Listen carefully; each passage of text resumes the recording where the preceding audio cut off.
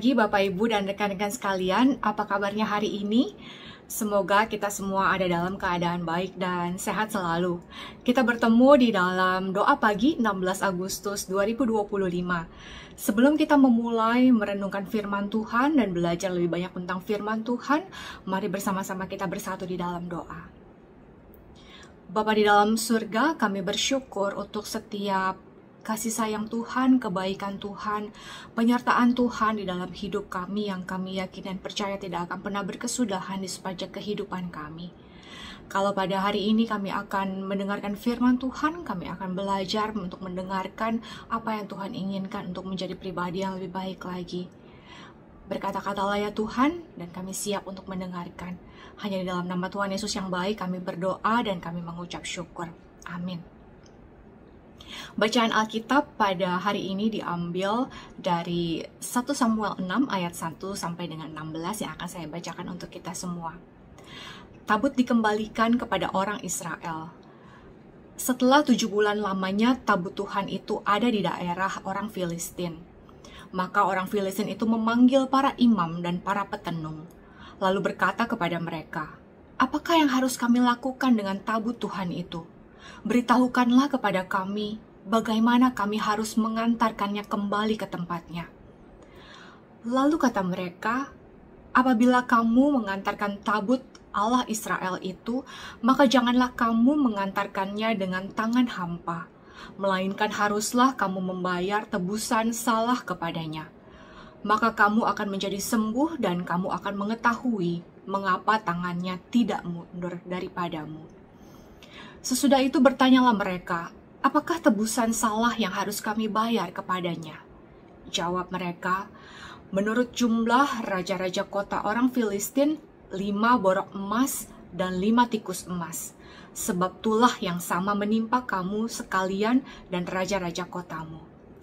Jadi buatlah gambar borok-borokmu dan gambar tikus yang merusak tanahmu dan sampaikanlah hormatmu kepada Allah Israel. Mungkin ia akan mengangkat daripada Allahmu dan daripada tanahmu tangannya yang menekan dengan berat. Mengapa kamu berkeras hati sama seperti orang Mesir dan Firaun berkeras hati? Bukankah mereka membiarkan bangsa itu pergi ketika ia mempermain-mainkan mereka? Oleh sebab itu, ambillah dan siapkanlah sebuah kereta baru dengan 2 ekor lembu yang menyusui yang belum pernah kenakuk. Pasanglah kedua lembu itu pada kereta, tetapi bawalah anak-anaknya kembali ke rumah, supaya jangan mengikutinya lagi. Kemudian ambillah tabut Tuhan, muatkanlah itu ke atas kereta, dan letakkanlah benda-benda emas yang harus kamu bayar kepadanya sebagai tebusan salah ke dalam suatu peti di sisinya, dan biarkanlah tabut itu pergi. Perhatikanlah, apabila tabut itu mengambil jalan ke daerahnya, ke Bet-Semes, maka dialah itu yang telah mendatangkan malapetaka yang hebat ini kepada kita. Dan jika tidak, maka kita mengetahui bahwa bukanlah tangannya yang telah menimpa kita. Kebetulan saja hal itu terjadi kepada kita. Demikianlah diperbuat orang-orang itu. Mereka mengambil 2 ekor lembu yang menyusui, dipasangnya pada kereta, tetapi anak-anaknya ditahan di rumah. Mereka meletakkan tabut Tuhan ke atas kereta, juga peti berisi tikus-tikus emas dan gambar benjol-benjol mereka. Lembu-lembu itu langsung mengikuti jalan yang ke Bet-Semes melalui satu jalan raya sambil menguak dengan tidak menyimpang ke kanan atau ke kiri. Sedang raja-raja kota orang Filistin itu berjalan di belakangnya sampai ke daerah Bet-Semes. Orang-orang Bet-Semes sedang menuai gandum di lembah. Ketika mereka mengangkat muka, maka tampaklah kepada mereka tabut itu. Lalu bersukacitalah mereka melihatnya. Kereta itu sampai ke ladang Yosua, orang Bet-Semes itu, dan berhenti di sana. Di sana ada batu besar. Mereka membelah kayu kereta itu dan mereka mempersembahkan lembu-lembu sebagai korban bakaran kepada Tuhan. Orang-orang suku Lewi menurunkan tabut Tuhan dengan peti yang ada di sebelahnya, yang di dalamnya ada benda-benda emas itu, lalu menaruhnya di atas batu besar itu. Dan pada hari itu, orang-orang Bet-Semes mempersembahkan korban bakaran dan korban sembelihan kepada Tuhan. Ketika kelima raja kota Filistin melihat hal itu, pulanglah mereka ke Ekron pada hari itu juga.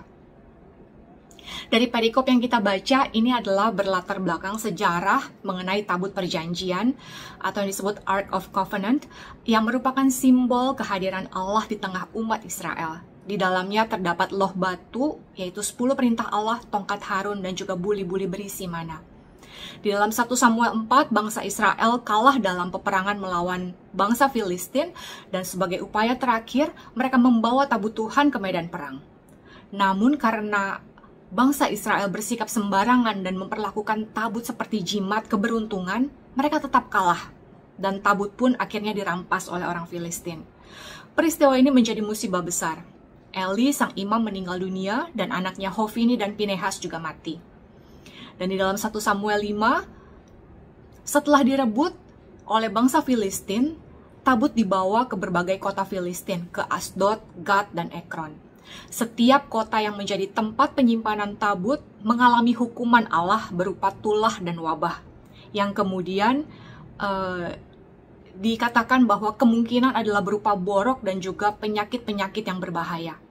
Patung dewa mereka yaitu Dagon bahkan jatuh dan hancur di hadapan tabut Tuhan. Ini menunjukkan bahwa Tuhan Israel berkuasa atas semua Allah dan semua bangsa. Orang Filistin akhirnya takut dan mereka kebingungan harus bagaimana. Mereka sadar bahwa tabut yang mereka rebut dari bangsa Israel bukanlah sekedar peti biasa, tetapi itu adalah simbol Allah yang hidup dan kudus. Lalu setelah 7 bulan penderitaan, orang Filistin meminta nasihat kepada para imam dan tukang tenun untuk mereka mau mengembalikan tabut itu dengan cara yang benar. Mereka membuat kereta baru diisi dengan tabut dan juga persembahan penebus salah, yaitu berupa patung emas berupa borok dan tikus. Itu adalah simbol dari tulah yang mereka alami. 2 ekor lembu betina yang secara alami akan kembali ke anaknya justru berjalan lurus ke arah Bet-Semes, kota Israel. Ini menjadi tanda seperti supranatural bahwa Tuhan sendirilah yang mengarahkan dan menerima persembahan itu. Lalu orang-orang Israel menyambut tabut perjanjian itu dengan penuh sukacita dan juga dengan korban bakaran. Di dalam perikop ini kita belajar hadirat Tuhan adalah kudus, tidak bisa disalahgunakan dan juga dianggap remeh oleh umatnya sendiri, yaitu umat Israel dan apalagi oleh bangsa asing. Tuhan berdaulat atas bangsa Israel maupun bangsa asing. Ia bisa untuk menyatakan kuasanya di mana saja. Dan Tuhan rindu untuk kembali hadir di tengah-tengah umatnya, dan kehadiran itu harus disambut dengan hati yang penuh dengan rasa hormat, rasa penyembahan, dan juga pertobatan yang utuh. Saya mau bertanya kepada Bapak Ibu dan rekan-rekan sekalian, pernah nggak sih merasakan kebahagiaan gitu ya? Pernahkah merasakan happy banget, bukan karena hal yang besar, tapi karena ada seseorang yang kita rindukan dan akhirnya kita bisa bertemu dengan dia dan kita bisa ada di dekatnya. Dan kehadiran orang yang kita kasihi ini sepertinya membawa satu ketenangan tersendiri di dalam hati kita, rasa aman dan juga sukacita yang begitu besar. Bayangkan jika kehadiran manusia saja bisa memberikan kita sukacita, berapa besar sukacita yang kita alami kalau Tuhan sendiri hadir di tengah-tengah kita. Itulah yang dialami oleh bangsa Israel ketika tabut Tuhan kembali setelah 7 bulan berada di tangan orang Filistin. Dan digambarkan di dalam perikop ini, momen penting di dalam sejarah kerohanian bangsa Israel adalah kembalinya hadirat Tuhan ke tengah-tengah umatnya. Ini adalah menjadi pengingat bahwa Tuhan tidak bisa diperlakukan dengan sembarangan, tetapi ia juga adalah Allah yang penuh dengan kasih, dan ia ingin kembali untuk menyertai umatnya bila mereka mau menyambutnya dengan hati yang benar. Selama tabut di dalam tanah Filistin, yang terjadi adalah malapetaka, tulah, dan begitu banyak penyakit. Dan keberadaan tabut di tempat yang tidak menghormati Tuhan justru membawa penderitaan. Ini menunjukkan bahwa hadirat Tuhan tidak bisa sembarangan diterima. Hadirat Tuhan adalah kudus dan layak untuk dihormati. Lalu apa artinya untuk kita? Apakah sehari-hari kita sering mengabaikan akan hadirat Tuhan di dalam hidup kita. Mungkin dengan kesibukan kita, dengan segala sesuatu yang harus kita lakukan dari pagi, siang, sampai dengan malam hari, membuat kita lupa atau lalai untuk berdoa, dan kita hidup dalam dosa. Atau mungkin kita tidak lalai dalam berdoa, tetapi kita tidak sungguh-sungguh memiliki hati ketika kita berdoa. Yang kedua adalah mengenai ketaatan membuka jalan kembalinya Tuhan kepada kita.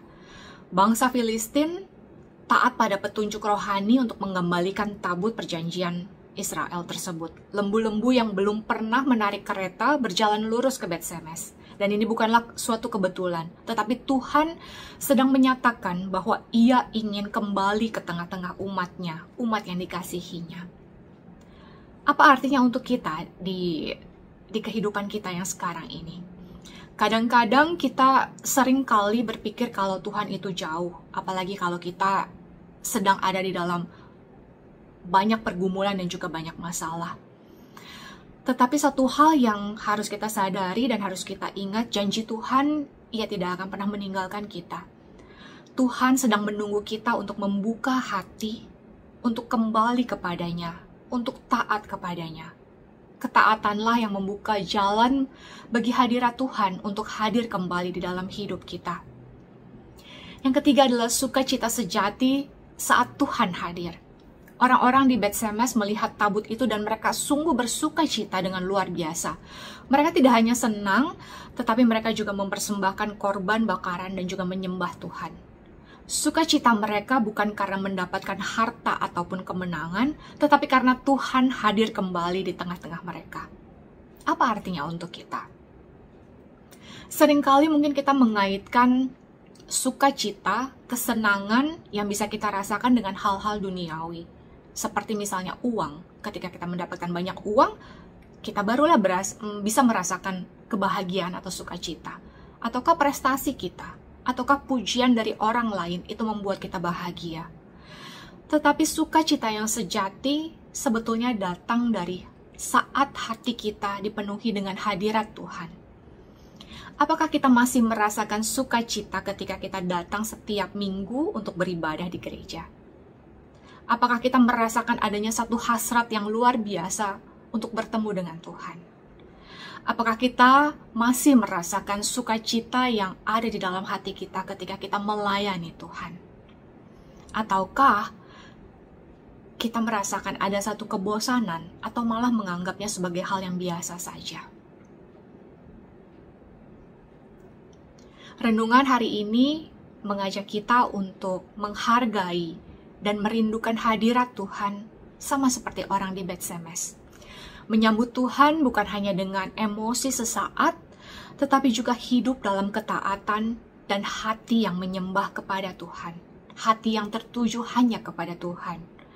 Menyadari bahwa sukacita sejati tidak datang dari situasi hidup, bukannya ketika kita sedang baik-baik saja, artinya kita bisa bersukacita, tetapi ketika kita ada di dalam satu pergumulan pun, kita bisa bersukacita karena kita tahu Tuhan tidak akan pernah meninggalkan kita. Tuhan akan selalu hadir di hati kita. Dan Dia memberikan kemampuan dan kekuatan bagi kita untuk menjalani setiap hari di dalam hidup ini. Amin. Mari kita bersatu di dalam doa. Ya Tuhan, kami rindu untuk Tuhan senantiasa hadir di dalam hati kami. Ajarkan kami untuk selalu membuka hati kami, diri kami seutuhnya.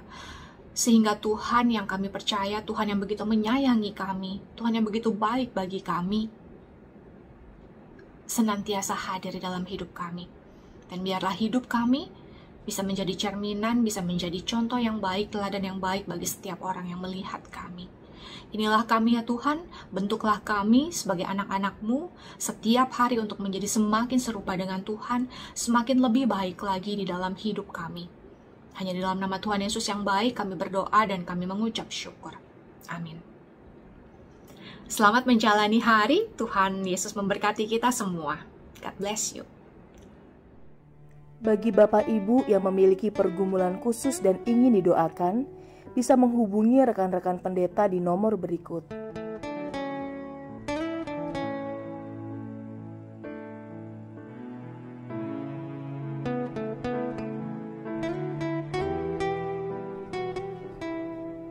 Tuhan Yesus memberkati.